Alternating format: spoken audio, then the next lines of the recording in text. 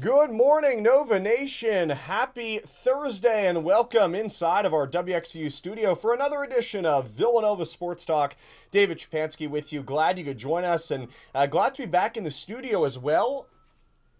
The last few weeks, the last few episodes, I've been recording the shows remotely, either in San Diego for March Madness, at home when some other things have been going on. So good to be back in the studio with you here on a Thursday, and a lot to get to, a lot to recap here, of course, with the transfer portal season. We'll, of course, break down all the latest news for both the men's basketball and women's basketball teams. We'll get to the poll questions. Also, today I went to Nova football spring practice, so I'll discuss some takeaways from that as well. And at 11:45 a.m. this morning, so coming up in about 45 minutes, I will talk to Allison Venella from Villanova Athletics. I interviewed Allison a few weeks ago with Coach Bridget Orchard for the softball program and their 50th anniversary coming up in just about a week. But Allison and I will be chatting about the Bone Marrow Drive and the broadcast coming up less than 1 week on Wednesday, April 15th from 10 a.m. to 2 p.m. We're going to have some very special guests joining us. As always, Coach Ferrante will be on the program, Coach Talley as well, some Villanova football players, some other special guests, hopefully from athletics. So a lot coming up in the next week. Again, we hope that you can tune in. We'll be live for the Bone Marrow Drive broadcast on Wednesday, all day from 10 a.m. to 2 p.m. And if you want to, you live in the area, you want to stop by, we'll be filming that and recording that from actually outside, weather permitting. It's supposed to be very nice. Temperatures near 90 next Wednesday. We'll be filming that at the Oreo near the Connolly Center. So it will be outside, open to anyone that wants to come by. So, and again, the drive will obviously be going on in the Connolly Center, which is next door to the Oreo. So really, if you would like to just raise awareness, come on out and possibly sign up for the registry for the drive.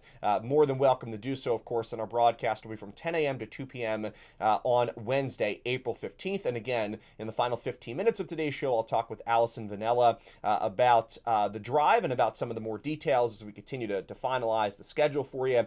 So let's get into the poll questions today. I only have two of them for you, but a lot to discuss. Of course, with transfer portal news, you have to slide down a little bit on my Twitter at WXVU David S. First poll question: which is most likely to happen for Acaden Lewis? He gets drafted, returns to Villanova, or transfers? Poll question 2: which player will be the hardest to replace for Villanova men's basketball this season? Bryce Lindsay, Acaden Lewis, or Duke Brennan? Again, you can vote on my Twitter at WXVU David S. And that leads us to the first point of today's show, which, if you missed it, on Easter Sunday, both Acaden Lewis and Bryce Lindsay entered the transfer portal. Acaden Lewis declared for the NBA draft, but also was able to maintain his college eligibility and also enter the transfer portal if things don't work out when he's testing the waters with the NBA draft. And then Bryce Lindsay also entered the transfer portal. So no Lindsay for Villanova next year. We'll see if Acaden Lewis ultimately decides to come back to the main line. I think chances are better that Acaden either moves on, whether that's in the NBA or to a different program. But that was the big news. Some other transfers as well for Villanova that I will get to in just a moment. But that's the headline here, right? Acaden Lewis, the star freshman for Villanova, just missed the Big East Rookie of the Year with Nigel James Jr. From Marquette. But also Lewis was named to the All-Big East second team, averaged around 13 points per game, broke the Villanova freshman program record for assists in a season as well as steals in a season. So he had a really impressive freshman campaign. And yes, I mean, he shot less than 30% from behind the arc. And that's been, I think, the biggest knock on Acaden Lewis has been, well, you know, how is he going to go to the NBA? He's not a great shooter. He's still got to learn. And while I think that is probably most accurately the correct assumption, just that, yes, he has to shoot better to get to the NBA. I think that saying that does a disservice at how good he really has been this season. Lewis, again, 12.2 points per game, 3 rebounds, 5.3 assists per contest. And you know, the season that he had, especially in the second half, his ability to finish at the rim, pick up some big buckets in clutch timing for Villanova this season, I think was extremely impressive. But his playmaking ability, let's be honest, it's extremely special. And this is just a freshman campaign for him. I thought that he handled himself very nicely, in late close game situations under pressure. Right, you saw how much he struggled in the first game against BYU, where he committed 5 turnovers, and and ultimately didn't play the rest of the match. I shouldn't say committed 5 turnovers, but just didn't play all that well in that matchup. And then, the beginning part of the season was a little bit of a struggle for Acaden Lewis, but I thought he picked it up in the second half. I mean, if you take a look at some of his performances in the second half of the season. And yes, you do have to take away, he didn't play well in the playoffs, didn't play well against Georgetown in the Big East Tournament quarterfinals, scored just 5 points, was 2 for 9 from the field, but the team really didn't play well that day. And against Utah State, he scored 7 points, but has 8 assists, so I think that was a pretty good game for him. But if you look at the second half of the season, he scored 26 points at Georgetown on February the 7th. After that, he followed up with 15 points and 5 assists. 8 points and 4 assists, also had 3 rebounds in the game against Creighton in Omaha. Scored 21 points against Xavier on the road, also had 7 rebounds, 6 assists. That was one of his best games of the season. Then he scored 11 points against UConn, still had 4 assists. That was at home against the Huskies. Scored 20 against Butler, had 4 assists. Then against St. John's, that was one of his worst games of the year, at 8 points, 4 assists, 3 turnovers. But after that, decent performance against DePaul, 5 assists, 6 points, and against Xavier, 14 points, 12 assists, had a double-double. And those are a lot of good numbers. Even in the second half of the season when he wasn't scoring, he was still playmaking, still finding ways to pick up some rebounds, and the turnovers got better too as the season went on. Besides that St. John's game, he really only had 1 or 2 turnovers in a lot of the games in the second half of the season. So I thought Acaden Lewis played well. I think there's 2 extremes in the fan base. I think right now when you take a look at Nova Nation, I think there's a part of the fan base that says, oh, well, Acaden Lewis, as I mentioned earlier, shot, on the season, when you take a look at the overall stats from behind the arc, he was just a 27% three-point shooter. And you say, well, you could find somebody better than that to be your point guard. Villanova will be fine, no worries with him entering the transfer portal. And then I think there's another part of the fan base that is saying, how will Villanova recover? I think there are some fans out. I think the majority is more on the side of Villanova will find someone to replace Acaden Lewis. But I think there is a portion of the fan base that thinks Villanova's doomed with losing 2 of its 3 starting guards. And I tend to fall somewhere in the middle, and not just to play, if you will, the good cop and land in the middle range of those potential 2 extremes. But I think Villanova ultimately will be fine. I think that you have to trust Kevin Willard's ability to recruit. There are pieces coming back to Villanova next season. Tyler Perkins, who's officially back. Matt Hodge, who is seemingly back for the season next year. Yes, he'll miss some time with the ACL injury, but should be back for a decent amount of conference play. You assume that Chris Jeffrey is also going to return. So there are pieces in the program. You knew that you were going to have to get basically an entire new front court besides Matt Hodge. Braden Pierce entered the transfer portal. No Duke Brennan, obviously, who just ran out of eligibility. So I think Villanova, I think you have to trust Kevin Willard's ability to recruit. I think he showed that last year. I know that he did miss out on some big players ultimately, but still to be able to retain Acaden Lewis, I think was impressive. Retain, obviously, Tyler Perkins, was able to find Devin Askew, Duke Brennan in the transfer portal, I think was also impressive. And now his second season here on the main line, I think is a good thing. But I also think, as I mentioned earlier, to say that Acaden Lewis, just because he shot under 30% is not a good player, to kind of use that as a way, well, Villanova will be fine. I think that's also just an inadequate excuse, I think, really, when it comes to it at the end of the day, because Lewis, yes, he wasn't the best three-point shooter, but he did a lot of other things really well. I thought he rebounded well for a guard. Obviously, his playmaking ability was extremely special. In terms of his 5.3 assists per game, that was 49th in the nation, had a really strong assist rate. And in the second half of the year, the offense was there as a whole, even though maybe the three-point shooting wasn't great. As a whole in the paint, I thought he played really well. Obviously, has a really good finish, really good touch on a lot of his layups, and that was one of the biggest things about him coming out of high school from Washington, D.C., and ultimately coming to Villanova. So I think the Wildcats will be fine without Acaden Lewis, but I think just to kind of push it off as well, Lewis wasn't the best three-point shooter, I think is also not a good thing to do. But, ultimately, maybe there is a chance where Acaden Lewis comes back to Villanova. I know that a large portion of the fan base is really, I think, kind of turn their head, if they will, and say, oh, there's no chance. I think there's somewhat of a chance, but I agree that he's most likely either going to the NBA or going to transfer to another university. And I think, again, portion or a part of it of what it came down to was there just wasn't a financial agreement reached between Villanova and Acaden Lewis and his representatives. It just didn't work out for Villanova. There was obviously a difference in terms of money, and that's obviously Acaden's fair business to do. But I think ultimately that was a big part of it as well. There wasn't a financial agreement reached, and ultimately Lewis decided to declare for the NBA draft. I think more so he's going to test the waters. You saw Mark Armstrong do this a few years ago, Cam Whitmore as well. Ultimately, test the waters, see what is out there in terms of the NBA draft and the stock and the potential, and then probably come back to college and make a lot of money. I mean, let's be clear. Acaden Lewis is going to make a lot of money next year, regardless where he is, if he's here at Villanova or if he's with another university, which I think is most likely, more likely. He's going to make a lot of money, and some team is going to pay a few $1,000,000 for him, and I think that's probably money pretty well spent with his potential and playmaking ability. And then also Bryce Lindsay, who entered the transfer portal. Lindsay wasn't a surprise. I thought, in the locker room in San Diego, I was surprised that Acaden Lewis entered the transfer portal. I thought there was a pretty good chance that he would stay at least for one more season and then probably look more towards the NBA prospect. But Lindsay, if you were to ask me in San Diego, who was the player that I thought was going to enter the transfer portal the most or the most likely to enter the transfer portal, I would have said Bryce Lindsay. And I think it was just because Lindsay in the second half of the year, I didn't think he fit all that well in the Big East. I think obviously there's a lot of potential there. I think he probably wants to go to a place where even he might get more playing time, probably perhaps maybe a little bit of a lesser conference than the Big East, if you will, coming out of the Sun Belt. Was the freshman of the year last year in the Sun Belt with James Madison. But in the second half of the season, he did struggle, right? He scored 25 points against Utah State in March Madness, but there are a lot of games down the stretch where he was really splitting time with Devin Askew. Played just 16 points against Xavier. That was on senior day. He came off the bench, scored 2 points.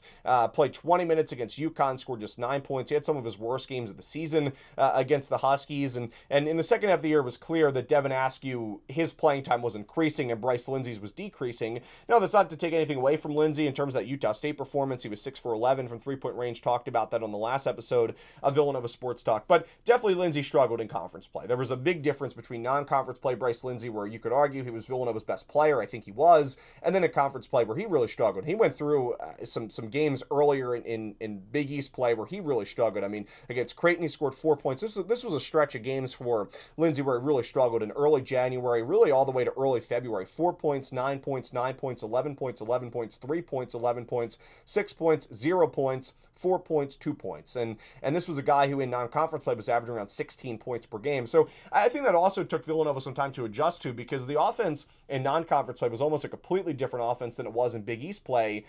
Lindsay was really the go-to shooter in non-conference play. In conference play, someone had to step up, and I think Villanova was very lucky that Tyler Perkins did. He took that next step. But I do think, Bryce Lindsay, I kind of guessed that he was going to enter the transfer portal, and he does, right? 12.3 points per game last season, a little bit more than 2 rebounds, 2 assists per game. And again, with James Madison last year, he averaged 13 points per game. I think it's the nature, too, of the college basketball transfer portal. This will be the 4th team that Lindsay will play on. Started his career with Texas A&M, only played in 8 games there, didn't start in any, averaged about 7 minutes per game. And then with JMU last year, or 2 years ago, and then Villanova this past season in 2026.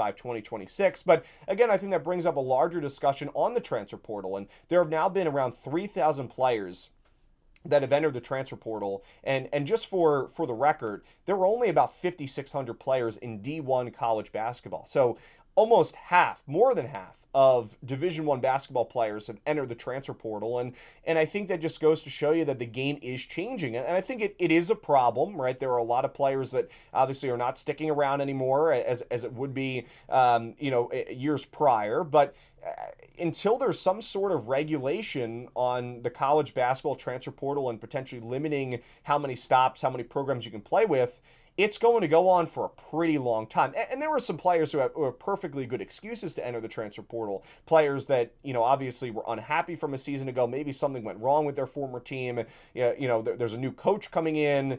Maybe there's a bunch of new players coming in and they want to go somewhere where they're more comfortable, whether with a former coach or a former group of players. But then there are players that I think are just entering the transfer portal to enter the transfer portal, whether it's for more money. And again, you can argue if that's fair or not. But it's definitely fair to say that college basketball has a situation on its hands with the transfer portal, with how many players have entered. Last year at this time, only about 2,300 basketball players that entered the transfer portal a season ago. We're already up to 3,000 that have entered, or almost 3,000, a little bit less than that when I last checked. So, and this is for men's basketball. There are a lot of players that have entered the transfer portal. So we'll see, ultimately what goes on. I'm not surprised that Lindsay enters the transfer portal with the way the second half of the season worked out for him. I don't think it was exactly what he envisioned, maybe what a lot of the fan base envisioned after the start of the year, but still, 12 points per game for Lindsay. The three-point shooting, I think the potential is there, right? Last year with James Madison shot 41% from three. That number fell to about 35% this season with Villanova. But obviously the potential is there for Lindsay. I think he'll find a home on a team where he's the primary guard, right? In addition to that, I think there's a good chance that Lindsay also finds a home, maybe at a mid-major program, maybe a program that isn't, in a power conference. So that would definitely be something I'll look at for Lindsay. But, with that being said, yesterday, Lindsay has been looking, of course, at a few different programs. There was a tweet put out by Sam Kaiser at Kaiser Hoops on Twitter that said that Lindsay had a Zoom call with USC today, and that that was yesterday, and that Lindsay also planned to have a Zoom meeting with Texas tomorrow, meaning today. So those seem to be the two programs chasing him, USC and Texas. So I think it would be very interesting to see Bryce Lindsay, obviously, in a different conference, but I think it would be very interesting to see Bryce Lindsay with his, shooting ability in a conference like the SEC. That's obviously really tough. There's a ton of teams. But Lindsay seems like USC and Texas are the two big teams for Lindsay. And then also, as I mentioned earlier, Acaden Lewis, the transfer portal market for Lewis just isn't all that big. There's been some rumors, connections with him to Miami. But again, even though the market for him will be big, it isn't big yet just because Lewis is technically declared for the NBA draft. So we'll of course see what happens there with Bryce Lindsay. And then as of today, in terms of Villanova players on the men's side of things that have entered the portal, Tafari Gapari, that was pretty much a given considering the situation that happened earlier this year back in November with the team. He obviously did not play with Villanova for the remaining 4 months of the season. Acaden Lewis entered the portal, Bryce Lindsay. Nico Onyekwe, I think, is also an interesting player that had entered. He was a former 3-star recruit from New York, big forward, a lot of size there, didn't play this season, so he has obviously all of his eligibility remaining. He entered. Zion Stanford also entered again, not a surprise. Zion didn't play with the team for the last 3 weeks, was no longer a part of the team per press release put out, so that wasn't a surprise, the former Temple transfer. And then Braden Pierce also entered the portal, and Pierce is the other player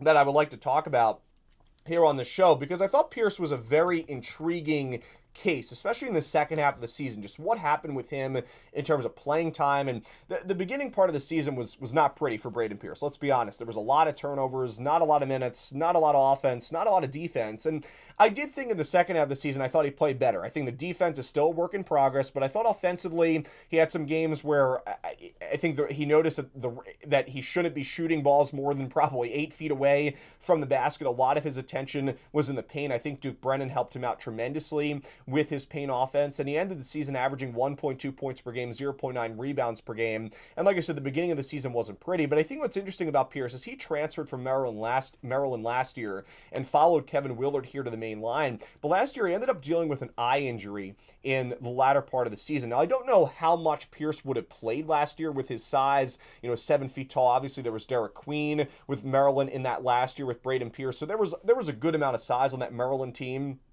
But with that being said, Pierce played in 5 games in his freshman season in 2024-2025. He averaged 7.2 minutes per game, 2.4 points per contest. Again, all of that was a non-conference play, suffered the eye injury fairly early on in the campaign for the Terrapins in that 24-25 season. But then this year with Villanova, he played in 30 games. He started in 1 game, but he averaged just 1.2 points per game this season. And in addition to that, even though his field goal percentage went up 67%, it was on low volume, but he played just 6.5 minutes per game this season.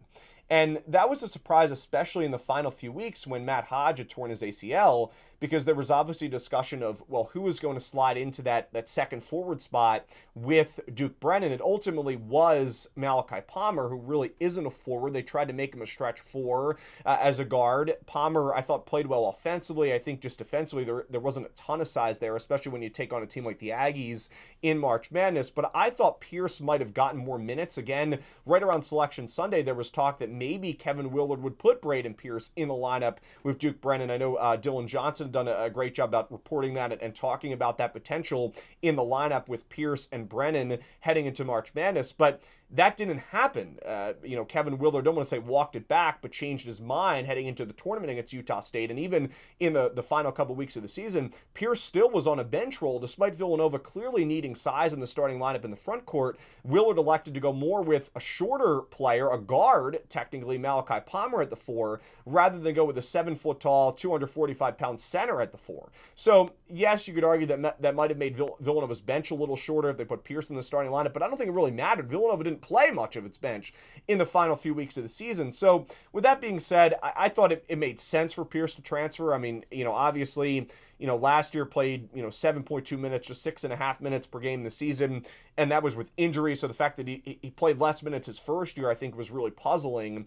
And this is also to say, I didn't think Pierce played all that well in his Villanova career in the 1 year. Like I said, the first half of the season was not pretty. There was a lot of turnovers, a lot of bad defense in the front court. I thought the second half the offense came along. I thought he got better in terms of rebounding. But still, I don't think exactly panned out how Villanova perhaps envisioned him panning out in the beginning of the season, in the second season in the NCAA, but he entered the transfer portal. Potentially comes back next year if maybe Pierce doesn't find, a deal out there or a spot for him. Again, I think he is probably still a backup heading into next year. I doubt that he would get a starting job, perhaps on a lesser known program. Maybe he does find himself into a starting lineup, especially if there are some injuries, but Pierce is probably a backup, center, a backup forward. At this point, I think it's about minutes and potentially, there's something behind the scenes with Willard in terms of recruiting in the transfer portal that would block Pierce from really continuing to get more minutes heading into next season. Who knows?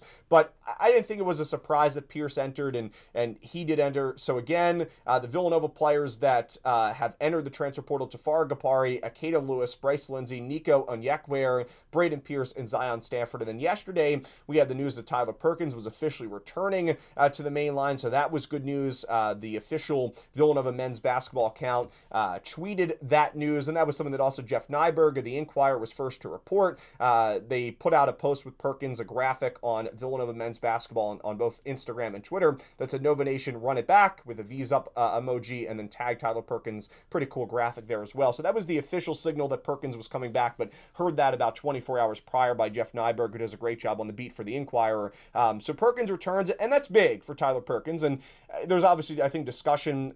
A lot of people obviously wonder, how much money does Villanova have to work with in the transfer portal this season in terms of, additions in the offseason. You have to wonder, how much money potentially. I'd imagine there is an increase for Tyler Perkins heading into the season with how good of a year he had. But it's very rare that you see a player like Perkins stick around in the situation that Perkins is stuck around in, right? This was a guy who played his first season at Penn in University City in Philadelphia, transferred to Villanova in the first year of the Kyle Neptune era, and then last year, stayed despite, Kyle Neptune being let go, a majority of his staff being let go, Perkins being really the only main returner on the team beside Matt Hodge, who obviously didn't play in his freshman year with the waiver eligibility situation, and Wade Chittick, who was a walk-on, doesn't play a ton. So Tyler Perkins is really the only returner. I think it would have been easy for him to enter the transfer portal last season. Instead, he ultimately stayed here on the main line at Villanova, and I think that's rare. I don't think you see that a whole lot, and it paid off for Perkins, right? I would imagine there was some speculation, if there was speculation definitely in the media and in the fan base, if he was going to enter the transfer portal last year, but he stayed, and I think it was a good decision that he did for his career, because also too, looking into next year, I think Villanova and Kevin Willard is going to want to build around Tyler Perkins, but Perkins was receiving comparisons to Josh Hart from the media and even Kevin Willard in the final few weeks of the season, so that was extremely impressive, especially from the Villanova lens and Villanova side of things. But Perkins last year, 13.7 points per game, 5.5 rebounds per game. You know how good his defense was. You saw that in the first year under Coach Neptune, but the offense really came alive this year. And I think it was just a matter of time. And we had Tyler Perkins Day with Dominic Ricchetti here on Villanova Sports Talk a couple years ago when when Perkins had transferred to Villanova. And the defense was always there. I think it was a matter of time with his offense. Needed some time in the Big East, of course, in conference play. There was a difference in his first year in non-conference and conference play, similar to Bryce Lindsay to a certain extent from this year, even though Lindsay had much better numbers in this campaign than Perkins did in his first season with Villanova 2 seasons seasons ago. But Perkins still was the Big East most improved player. I think you even add another year of continuity, another year of staying in the same place, staying in the same spot, staying with the same head coach. This is the first time in Perkins' college career that he's going to stay with the same coach for back-to-back seasons. I think that is going to help him tremendously as well. So I'm excited to have Perkins back. That was a big piece. That was, I think, a big sigh of relief for a lot of Nova Nation out there that Perkins, a key scorer, a key contributor, was going to stay here with Villanova. So that was a good sign. Again, you would imagine that Hodge returns. Chris Jeffrey seemingly will return as well. Jeffrey was a big part of not only the bench unit for Villanova, but also practices. Kevin Willard was always praising Chris Jeffrey about his intensity in practices, and that's important, especially on a team that's looking to get back to March Madness. I talked about this last year, though. I think the bar is raised. The bar is elevated for Villanova heading into the season, because last year it was about making the tournament. Well, they made the tournament, and I think to some people's surprise, we're a 3 seed in the Big East, despite the Big East having a little bit of a down year in terms of top teams in the conference. But the expectations have been raised. I said this a couple weeks ago. I don't think it's just make the tournament this upcoming season. I think it's win a game, at least a game, in March Madness. And then Kevin Willard had a quote yesterday on Tyler Perkins returning next season. This is the quote, started the quote, "Tyler does a lot of things that impact winning. He did a great job of adjusting to what was a new style of play for him this past season, and we're excited to have him return as one of our leaders," end quote. So that I thought was an impressive statement from Willard, who's obviously been around a long time, has seen a lot of good players, and high praise there for Tyler Perkins. And then also just some news in terms of potential targets for Villanova. Cornell's Jake Feigen has Villanova on his final list of 4 schools. He averaged more than 17 points per game last year. He's a guard, 6'4" sharpshooter from Illinois. He shot 55% from the field. The 4 teams on the Cornell transfers list are Northwestern, Vanderbilt, Villanova, and Virginia. A lot of V's there on the list for Feigen. And then also, if you go back a little bit sooner than that in terms of news of potential players that Villanova could be focusing on, or players that Villanova could be trying to recruit heading in to the season, as I'm trying to find the list, lost the list there for the moment, but a couple of Oregon players that Villanova could potentially be looking at. One of them is Kwame Evans, who has played really well at Oregon. Kwame Evans, again, is visiting Villanova this week. Per at CBB Content, the 6'10" junior from Baltimore averaged 13 points per game last season, 7.5 rebounds per game for an Oregon team that honestly didn't play all that well. But still, Evans will visit Villanova this week. That's impressive. And then I also think Jackson Shelstead was impressive this year for Oregon. I think that could also be a player to potentially watch out. So a couple of Ducks potentially coming to Villanova. So again, Evans is going to visit Villanova's campus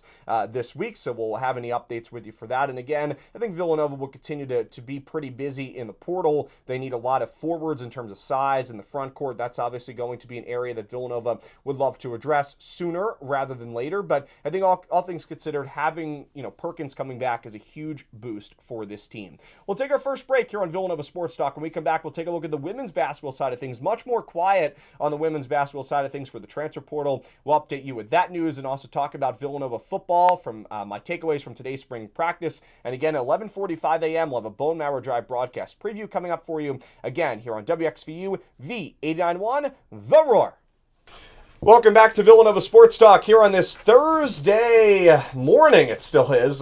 Still get confused because I'm so used to hosting VST in the afternoon the last 4 years. But great to be with you here on Villanova Sports Talk. David Szczepanski alongside Allison, Venella, and Eryca Bennett from Villanova Athletics. So glad to have you both here in studio. If you're watching this on YouTube, hello to everybody out there. But so great. How are you guys doing today? Oh, we're great. Thanks so much, David. Well, excited to get ready for the Bone Marrow Drive broadcast, the Drive N broadcast coming up on Wednesday, April 15th. So that is very exciting from 10 a.m.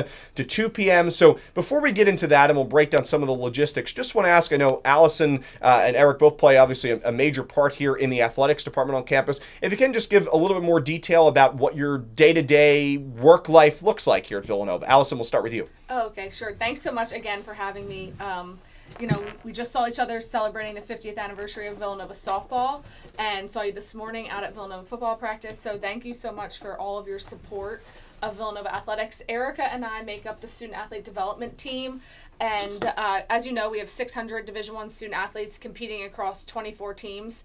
So our work is the holistic development of those students, the experiential part of being a Division I student athlete at Villanova University. It starts from the minute they arrive with the orientation process, and it goes through commencement. So, we are here behind the scenes making sure that they have what they need to be very successful during their time here, to be able to, they have obviously the privilege of being able to major and take classes and learn in the area that they want to do. We have a whole academic support unit. Then, the athlete part of being a student athlete is, the sports med, the strength and conditioning, the coaches, they have that part covered. And then Eryca and I are the experiential part. So all of the things that go into that, I'll actually have Eryca sort of talk about some of those buckets, and then we can get to the Bone Marrow Drive. Sure, awesome. Yeah. Well, I'm Eryca. I've been at Villanova now for 5 years, and like Allison said, our work is the experience of the student athletes, and it's fun. Like, I feel like I just explain it as our jobs are fun. We just love working with the students and the experience. So, like, community service initiatives, career and professional development, education, health and well-being. Like, those are some of the bigger buckets, but outside of their sport and outside of academics, we are everything behind the scenes. But obviously supporting them, cheering them on the field and in their academic work too. Well, I saw you both at spring practice this morning. Very exciting time. I know not just with football, but with all of the athletics that we have here at Villanova. So great to be with you both here. And of course, Allison, I know we talked with Coach Orchard a few weeks ago. You can catch that interview on YouTube and on social media. And focusing more on the Bone Marrow Drive itself and the broadcast. So again, Wednesday, April 15th from 10 a.m. to 2 p.m. And very interesting this year. So again, we'll be out at the Conley Center, right? And this is obviously something that's done in combination with the Andy Talley Foundation. Obviously, Coach Talley had brought this drive to Villanova. So we'll be having that outside of the Conley Center. I know we'll talk more about where that will be. A little bit of a different spot in the Conley Center this year than the last couple of years. But in terms of the broadcast, as I mentioned earlier, if you're out there listening, you want to come out, potentially see if you can get on the registry or just even come out to campus, more than welcome to do so. We'll be broadcasting at the Oreo from 10 a.m. To 2 p.m. So with all of our special guests. But Allison, if you can just, what are some of the logistics? Where can people go if it's students that are listening, faculty that are interested in potentially, registering for the Bone Marrow Drive registry? Where can they go on Wednesday? Yeah, so just at a higher level, David, this is work that Villanova football has been doing, as you mentioned, started with Coach Talley over 30 years ago, has continued over the last almost 10 years with head coach Mark Ferrante, and this is their they're really passionate work around potentially saving lives. So every 3 to 4 minutes in the United States, someone is diagnosed with a different type of blood cancer. That adds up to about 1.6 million people a year. And that's not just in the U.S., right? It's also around the world. So Villanova football works in conjunction with here on campus, the Fitzpatrick College of Nursing, under Dr. Carol Weingarten, the Student Nurses Association of Pennsylvania. They call it the SNAP group.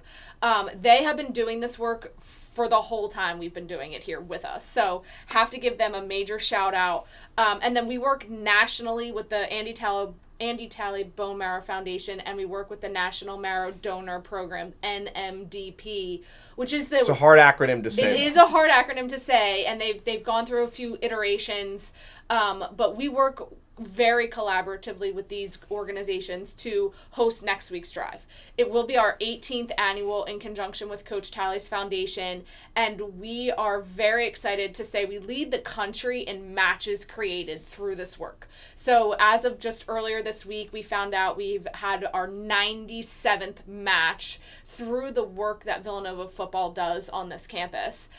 So potentially 97 people have been saved through a match here, through our drive. So that's why we do this work.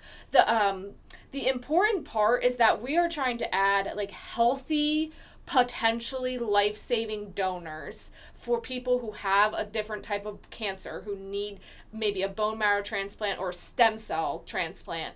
And the sweet spot are people who are aged, 18 to mid 40s. And so on a college campus, we're ripe with people that age to potentially add these folks to the National Bone Marrow Registry, and to be added in there. The best type of match is someone in your immediate family. If someone needs a stem cell or a bone marrow donor, the best potential match is someone in your immediate family. But that is not always the case. You don't always have those. So the more people that are added to the registry, the more chances of a life being saved for someone who needs it. Now, I think some of the misconception out there potentially comes from, okay, well, now I'm on the registry, but now what happens?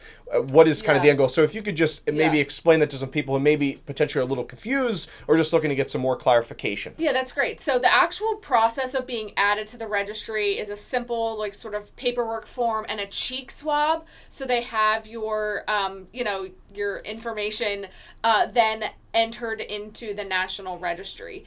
And so what happens if you become a potential match, which we have a few here on campus? Michael Benincasa, who you already mentioned is a quarterback on the team, has donated to help save a life. Emmy Stanton is a senior women's rower. She has also donated, and they'll both be on the Drive broadcast next week, so we're really excited to announce that.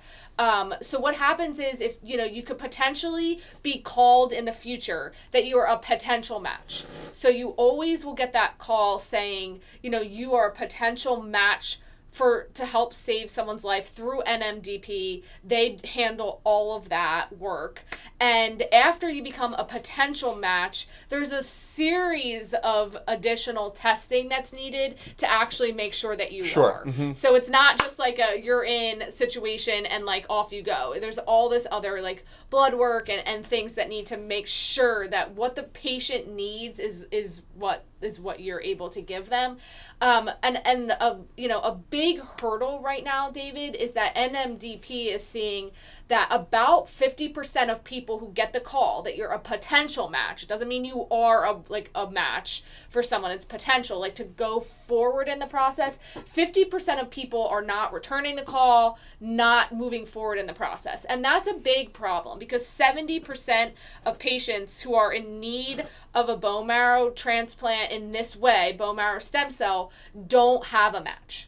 So we need to add more people, and we need to do the education behind that. That's what we're doing with SNAP, with Dr. Weingarten, with Villanova football, to say we need you to, enter you into the registry first, and then if you are called, you would be willing to go through the process. Obviously, it could potentially not work out for many reasons, and those are not able to be predicted on the front end, but we want Villanovans, right, who are willing to serve, who are willing to do things for others, to be helpful, to potentially help save a life. We want those people, students, faculty, staff, within that age range of 18 to mid 40s, to be entered into the registry to potentially save a life. And when you get that call that you're a potential match, we want people to say yes, to go through the process.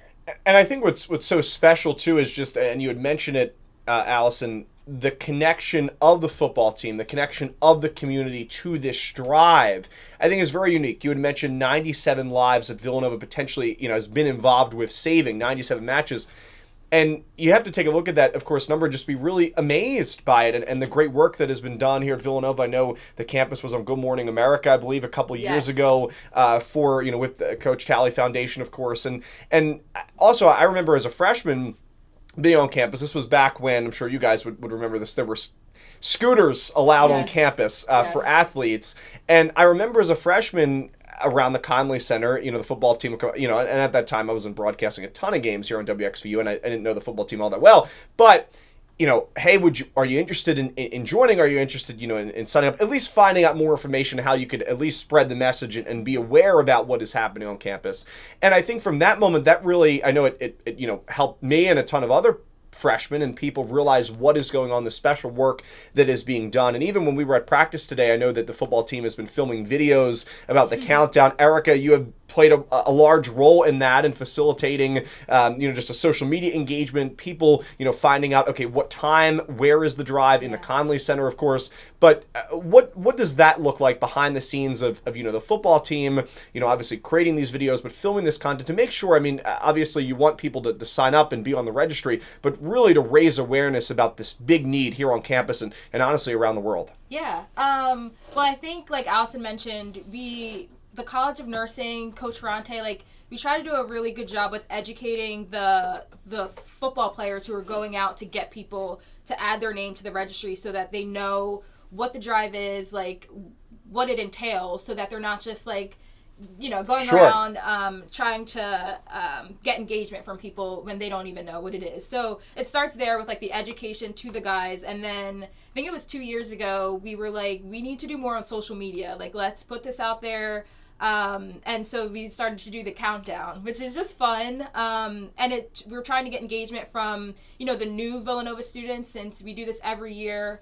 The freshmen or transfers, new students that maybe don't know what it is or haven't joined the registry yet. So the countdown is a video every day. We try to match it up with their number. So number 10 is saying 10 days away.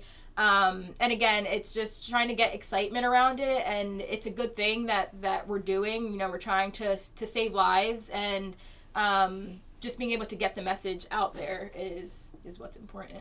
Well, the work that you guys do in your office is incredible, and in combination, of course, with Villanova Nursing, Dr. Weingarten, who unfortunately couldn't be with us today. She's in Texas, I believe, with the SNAP crew, but yes. I know she's obviously a big part, not just of this drive, but here of WXVU and Health, the coordinator. So curious, Allison, I know you have some notes from Dr. Weingarten about some more potential things that our listeners should know. Yeah, so Dr. Weingarten sent our notes I love it. to us. But as I mentioned to you this morning out at practice, we have to plan our drive around this National SNAP convention that Dr. Weingarten always takes a Villanova delegation to every year. And it's their this is their culmination of the year's worth of SNAP work. So that is why our drive is next week, when they will be back on campus, and we'll be thrilled to have them.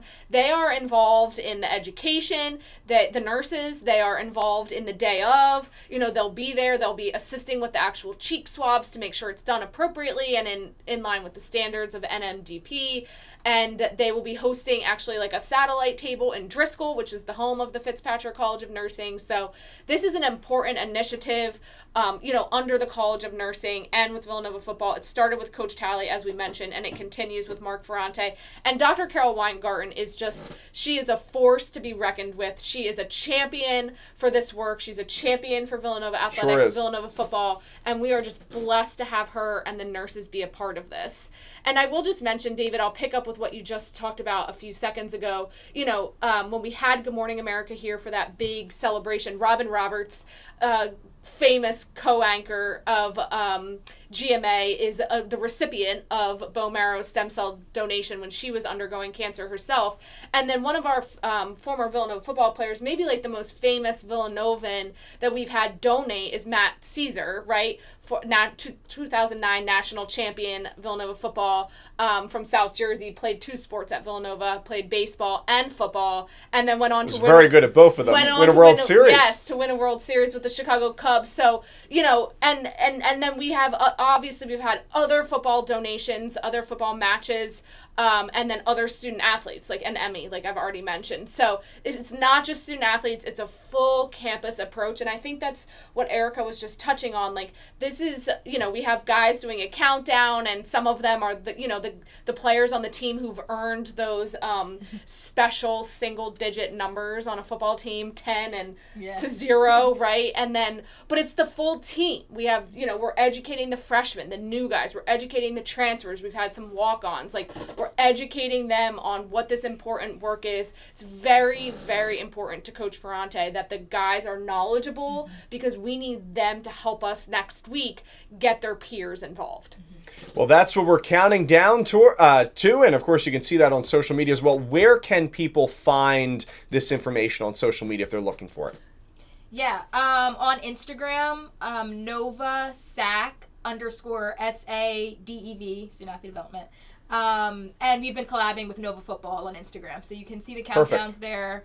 And then, next Wednesday. And then outside the here, Conley Center. I'm sorry, here on campus, I just have it listed in Campus Currents and Yes. Wildcat Newswire. Great. So you can find the link. So I'll just go over the logistics again. Next Tuesday night, April 14th, we'll host our educational Zoom around what everyone needs to know about bone marrow donation. That's really where we get into like the logistics of the event on Wednesday, but also like the behind the scenes, like what you need to know about the bone marrow donation process from A to Z. That's co-hosted by Villanova Football, the College of Nursing, Dr. Weingarten, and NMDP. So that will be at 6 p.m. on April 14th on Zoom. We'll promote that information on social media as well. And then April 15th, Wednesday, April 15th is our drive. We'll have WXVU broadcasting from 10 to 2 p.m. at the Oreo, and then the actual, adding yourself to the registry and doing the cheek swabs will happen in 2 locations. One is the lower level of the Conley Center. Right outside of the Villanova room, we'll be using the tent out back as well for some swing space.